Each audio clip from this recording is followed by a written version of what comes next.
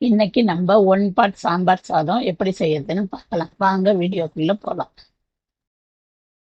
சாம்பார் சாதம் செய்யறதுக்கு நான் ஒரு டம்ளர் எப்போதும் வீட்டில் சாதம் வடிக்கிற அதே அரிசி தான் சேர்த்துருக்கேன். பொன்னி அரிசி ஒரு டம்ளர். இது 200 கிராம் அரிசி. இதுக்கு ஒரு அரை டம்ளர் பருப்பு எடுத்துக்கிறேன். இது ஒரு 100 கிராம். இதுக்கு சரியா பாதி போட்டிங்கன்னா நல்லா இருக்கும் சாதம். இப்போ இது ரெண்டையும் நல்லா கழுவிட்டு ஒரு 10 நிமிஷம் ஊற வச்சுட்டுருங்க. அப்ப நல்லா இருக்கும். நல்லா சாஃப்டா இருக்கும் நம்மளுக்கு அந்த சாதம் வெந்து வரும்போது. இப்ப இந்த அரிசியும் பருப்பையும் கழுவி குக்கர்ல சேர்த்துக்கலாம்.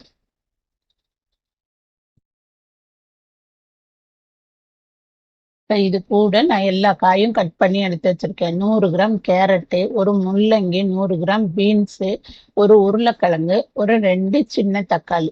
இது எல்லாத்தையும் இது கூட சேர்த்துக்கலாம்.